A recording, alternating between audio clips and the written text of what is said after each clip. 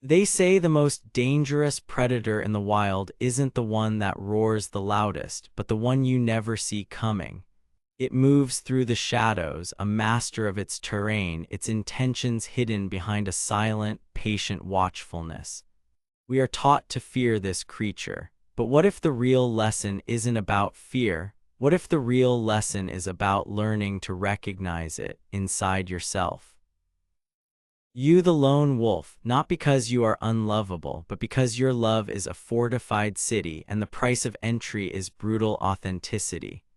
You've built walls not to keep the world out, but to see who is willing to learn the language of your silence, who is brave enough to knock on a gate that has no handle. You don't perform for affection. You don't beg for company. Your presence is a test. Your independence is a filter. And most people fail not with a bang, but with a whimper of misunderstanding. They see your solitude and call it loneliness. They see your standards and call it arrogance. They see your quiet strength and try to break it just to see what's inside. But every so often, someone appears at the edge of your forest. They don't try to storm the wall. They don't shout for you to come out. They simply understand the landscape. They respect the sovereignty of your world. And through a series of subtle, almost imperceptible actions, they begin to do something no one else has managed. They begin to secretly, quietly, and powerfully earn your love. This isn't about romance. It's about resonance. It's about an alliance of spirit. Today, we are not talking about the obvious signs of affection. We are delving into the shadows to uncover the one critical sign, broken down into its components, that reveals when someone is truly worthy of being let inside your fortress. This is the lone wolf's test, a sign someone is secretly earning your love. The grand, overarching test is this: they don't try to tame you, they learn to run with you.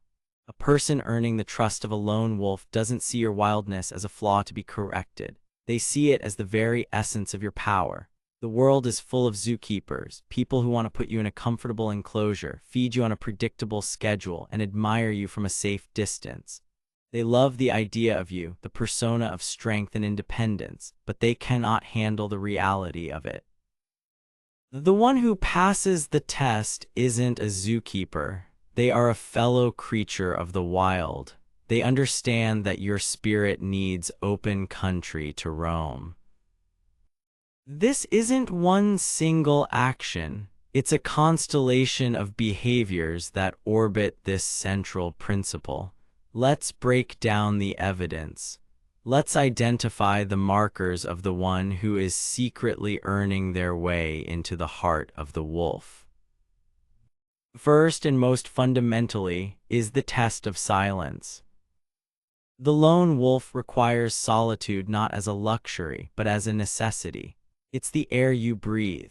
It's where you heal, where you process the static of the world, where you reconnect with your own core frequency. To the uninitiated, your withdrawal is a personal insult. A fake friend, a frenemy, a manipulative partner. They see your need for space as a rejection of them. Their ego is so fragile that your silence feels like a criticism. They will punish you for it, subtly at first. A passive-aggressive text, "Guess you're too busy for me."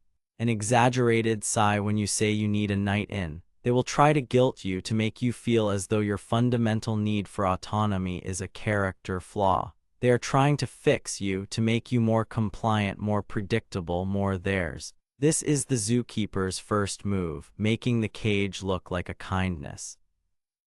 But the one who passes the test of silence does the opposite. They don't just tolerate your solitude, they honor it. When you say, "I need some space," there is no flicker of resentment in their eyes. There is no shift in their energy. They hear you, and they respond with a simple, "Okay, I'll be here when you're ready," and they mean it. Think of it like this. Imagine you have a friend, Alex. You've had a brutal week at work, drained by social obligations and the constant noise of the world. You cancel your weekend plans with Alex, explaining you just need to recharge. The person who fails the test sends you a barrage of messages. "Are you okay? Did I do something? We can do something quiet. Don't be alone. It's not healthy." They frame their intrusion as concern, but it is in reality a violation of your stated need. It is about their anxiety, their need for reassurance, not your well-being. Now imagine another friend, Jordan. You send the same message. Jordan replies hours later with, "Good, take care of yourself. The forest is quiet for a reason." That's it. No guilt, no pressure, just a profound, almost poetic understanding of your nature. Jordan doesn't see your withdrawal as an absence of them, but as a presence of you. They recognize that your strength is forged in that quiet fire, and they would never dare to extinguish it for their own comfort. This person is demonstrating a high level of emotional intelligence, and more importantly, a powerful sense of self. They are not dependent on you for their validation. Their identity is not threatened by your independence. This is the first and perhaps most crucial sign that they are not a zookeeper. They are a fellow wolf. They understand the sanctity of the den. They are secretly earning your trust by proving they can survive and even thrive without constantly demanding a piece of your energy. They let you be, and in that letting be, they become one of the few people you genuinely want to be around. Second, there is the test of the shadow. In Jungian psychology, the shadow self is the part of our unconscious mind composed of repressed ideas, weaknesses, desires, instincts, and shortcomings. It's the parts of ourselves we are taught to be ashamed of. It's our anger, our envy, our past failures, our ugliest thoughts. Most people spend their entire lives running from their shadow, projecting it onto others, and refusing to acknowledge its existence. The persona, the polished mask we show the world, is their entire reality. The lone wolf, often forged in the fires of adversity, has been forced to confront their shadow. You have looked into your own darkness. You may not have mastered it, but you know it's there. You understand that you are a composite of light and dark. This makes you deeply intolerant of the superficiality of those who live only in the light. The test of the shadow is what happens when you let a piece of your own darkness show, not in a destructive way, but in a moment of raw honesty. Maybe you admit to a past mistake you're deeply ashamed of. Maybe you confess a feeling of intense jealousy or rage. Maybe you simply break down, showing a moment of weakness that shatters the stoic persona people expect from you. The toxic person, the hidden enemy, will react in one of two ways. They will either recoil in judgment, their perfect persona offended by your messy reality, or even more dangerously, they will seize it. They will see your vulnerability as a weapon to be stored and used against you later. They will offer hollow comfort, saying, "Oh, it's okay," while mentally filing away your confession. You will feel it in your gut, a sudden coldness, a sense that you have just handed a loaded gun to your enemy. They will use it to subtly undermine you, to remind you of your flaws when you get too confident, to keep you small. The person who passes the test of the shadow does something miraculous. When you show them your darkness, they don't flinch, they don't judge, they don't try to fix you, they simply hold space for it. They might even respond by showing you a piece of their own. Imagine you confess to a friend that you sabotaged a potential opportunity out of fear of failure. The person who fails the test says, "Why would you do that? That's so self-destructive. You need to be more confident." They are moralizing. They are standing on a pedestal, looking down at your flaw. The person who passes the test might say, "I get that. I remember this one time I was so terrified of being seen that I deliberately missed a deadline for a project I really wanted." Do you see the difference? They are not looking down at you. They are sitting in the mud with you. They are saying, "I have a shadow too. Your darkness doesn't scare me because I am acquainted with my own." This is the bedrock of true intimacy. It's not about finding someone who thinks you're perfect. It's about finding someone who knows you're not and loves you anyway. Not in a condescending, I love you despite your flaws way, but in a deeply respectful, I love you including your flaws because they are part of the magnificent, complex whole of who you are. This person has done their own shadow work. They are on the path of individuation, of becoming a whole, integrated person. They are not looking for a flawless idol, they are looking for a genuine equal. By meeting your shadow with recognition instead of repulsion, they prove they are strong enough to handle the full, untamed truth of you. Third, we have the test of your success. This is one of the most brutally revealing tests of all. It is easy for someone to be by your side when you are struggling. It makes them feel needed, strong, and magnanimous. A person with a weak ego loves to play the savior, but watch what happens when you succeed. Watch what happens when you get the promotion, when your project takes off, when you achieve something you have bled for.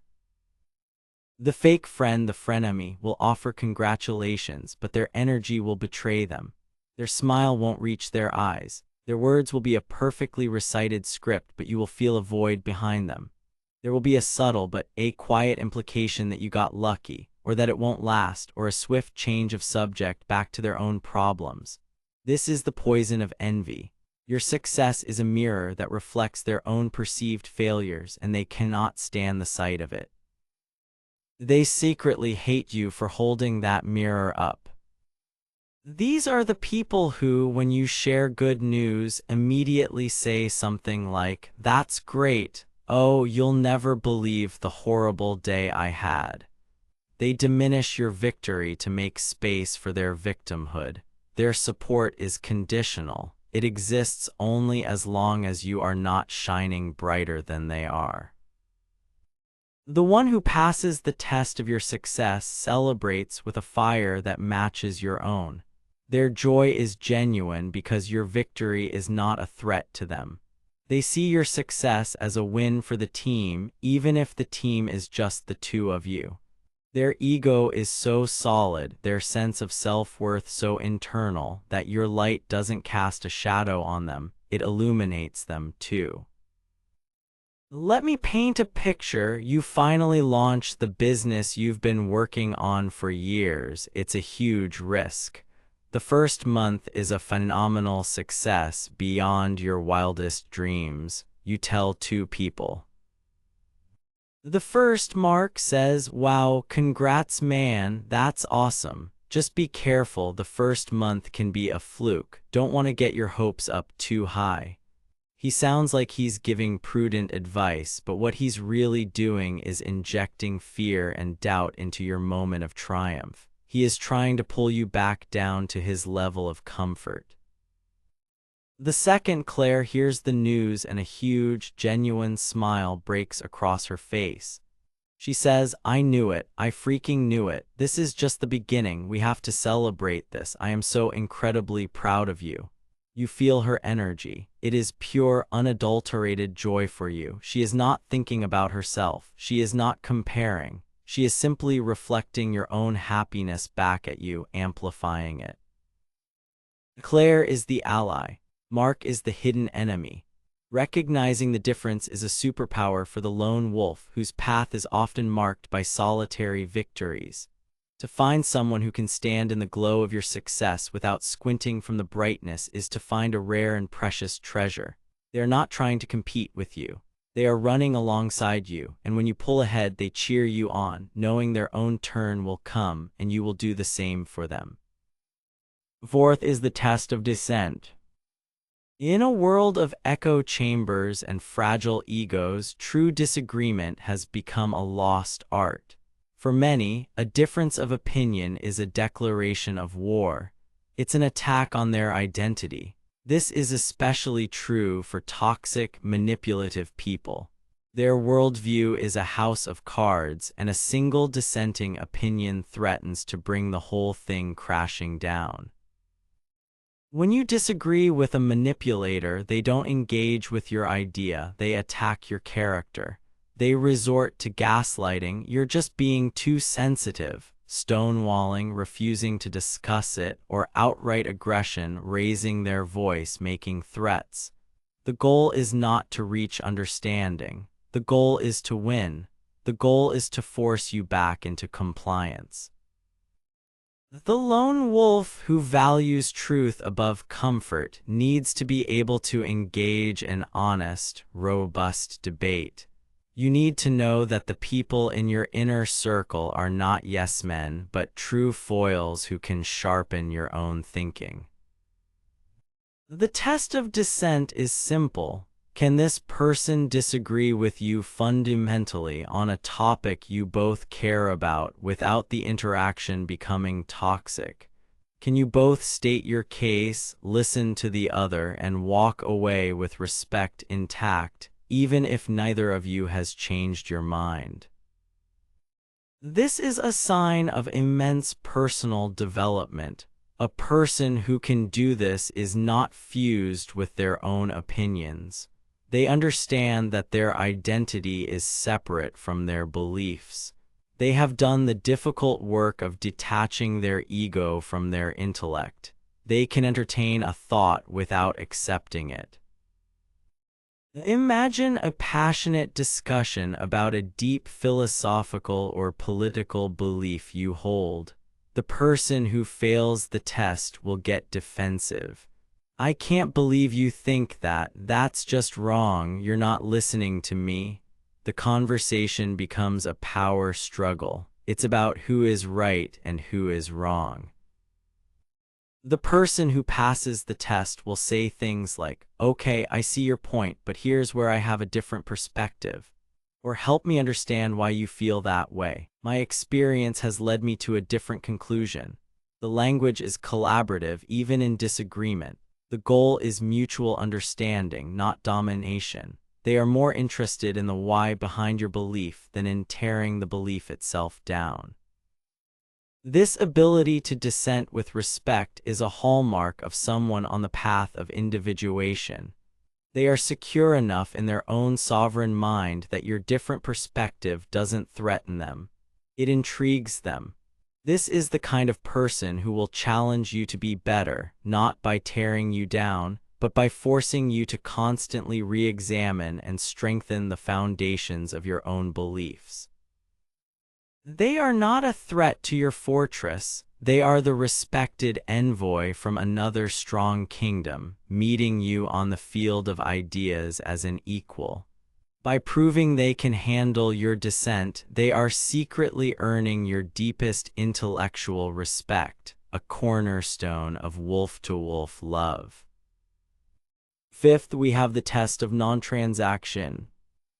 So much of modern relationships operate on a subtle, unspoken transactional basis.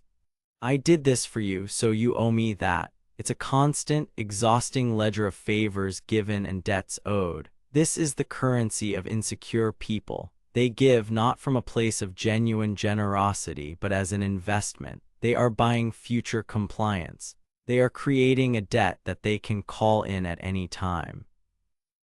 You felt this before. Someone does something nice for you that you didn't even ask for, and then a week later they use it as leverage. After all I've done for you, you can't do this one little thing for me. This is manipulation disguised as kindness. It's a trap. It turns relationships into a marketplace, and it's a place where the lone wolf's spirit cannot survive. The one who passes the test of non-transaction operates from a completely different paradigm. They give because giving is an expression of who they are. Their help, their support, their time, it comes from a place of abundance, not scarcity. They have a full cup, so they are not afraid to pour some of it into yours. There are no strings attached. There is no invisible ledger.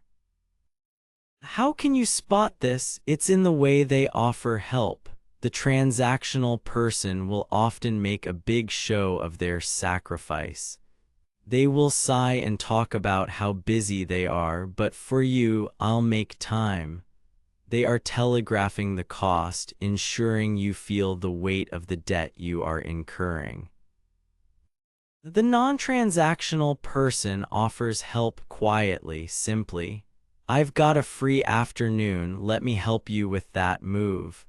I made too much soup, I'm dropping some off for you. There is an ease to it. Their generosity is not a performance. It's a natural overflow of their own state of being.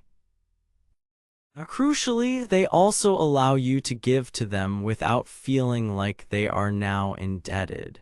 They receive with grace, understanding that in a healthy relationship, energy flows both ways, not as a repayment of debt, but as a natural current. This kind of person is not seeking to control you through obligation. They are secure in themselves. They don't need to use kindness as a tool to ensure you'll stick around. They're confident that you will want to be around them because of who they are, not because of what they do for you. By refusing to play the transactional game, they prove they respect your autonomy. They are not trying to buy a piece of you. They are simply showing up as a whole person and inviting you to do the same. This is a quiet, profound act of love, an offering without expectation, the only kind of gift a true wolf can ever accept. Finally, we come to the ultimate gatekeeper, the final and most definitive proof, the test of your boundaries. A boundary is the invisible line you draw around yourself that says, "This is where I end and you begin. This is what I will and will not accept." For the lone wolf who has fought hard for their peace and self-possession, boundaries are not suggestions. They are sacred law. They are the very walls of your fortress. A person's true character is never more clearly revealed than in their reaction to your no. The manipulator, the narcissist, the energy vampire, they see your boundary as a challenge. A no to them is not information, it is an act of aggression. They will push against it. They will try to negotiate it. They will use guilt. I thought we were closer than that. They will question your reasoning. Why not just give me a good reason? They will try to wear you down, hoping that your resolve will crumble under their sustained pressure. Their reaction to your no shows you that they do not see you as a separate, sovereign being. They see you as an extension of themselves, an object for their use, and your refusal to comply is a malfunction they must correct. The person who is secretly earning your love, the true ally, treats your boundaries with the reverence of a sacred text. When you say no, they stop. That's it. There's no argument, no negotiation, no guilt trip. They simply hear you, accept the information, and adjust their course. Let's say you have a rule that you don't answer work calls after 7 p.m. That is your boundary to protect your peace. The person who fails the test will call you at 7:30, and when you don't answer, they'll text, "Pick up, it's important." They believe their urgency supersedes your boundary. The person who passes the test might accidentally call at 7:05, then immediately text, "So sorry, lost track of time. I respect your evening rule. Let's talk tomorrow." They not only respect the boundary, they reinforce it. They affirm your right to have it. Their respect for your no is a direct reflection of their respect for you. This is the ultimate sign. Someone who respects your boundaries is telling you without words, "I see you. I see your sovereignty. I do not believe I am entitled to your time, your energy, or your space.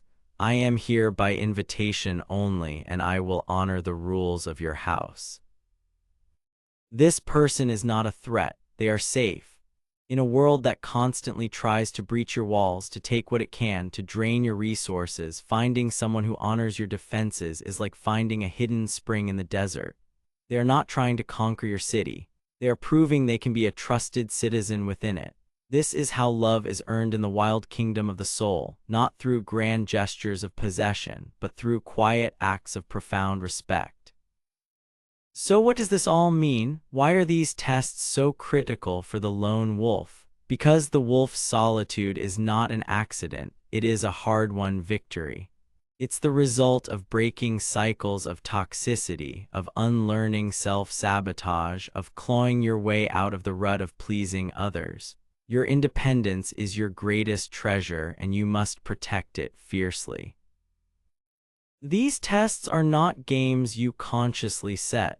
They are the natural consequence of living an authentic, integrated life. Your silence, your shadow, your success, your opinions, your generosity, and your boundaries, these are all just facets of you. The person who passes these tests is not just passing a test, they are resonating with your very being. They are demonstrating that they, too, have walked a difficult path. They have done the internal work. They have faced their own shadow, built their own sense of self, and learned the value of their own sovereignty. This is why they can respect yours. You cannot honor in others what you have not first cultivated in yourself. Stop looking for the person who showers you with compliments. That's easy. Look for the person who can sit with you in comfortable silence. Stop looking for the person who tells you you're perfect. That's a lie. Look for the person who sees your flaws and says, "Me too." Stop looking for the person who says they'll be there for you in the hard times. That's a cliché. Look for the person whose energy genuinely celebrates when you win. This is the brutal, honest truth of connection for those who walk a solitary path. It's not about finding someone to fill your emptiness. The wolf is not empty. It's about finding another whole being with whom to share the wilderness. Your call to action is this: trust the tests. Trust that your nature is a perfect filter. Stop apologizing for your need for space. Stop hiding your shadow to make others comfortable. Stop downplaying your victories to soothe fragile egos. Do not abandon your boundaries to keep the peace. Every time you do, you betray the wolf within. You tell it that its instincts are wrong. Embrace your nature. Your solitude is a sacred ground. Your heart is a fortress. Not everyone is meant to enter. Most will fail the tests, and that is not a tragedy. It is a design feature. It protects your energy. It preserves your peace. But when you find the one who passes, the one who honors your silence, acknowledges your shadow, celebrates your success, respects your dissent, gives without expectation, and bows to your boundaries, recognize it for the miracle it is. They are not trying to tame you. They are not trying to cage you. They are showing you in the quietest and most powerful ways that they know how to run with you. And that, for a lone wolf, is the only kind of love that is real. That is the only kind of alliance that will ever last.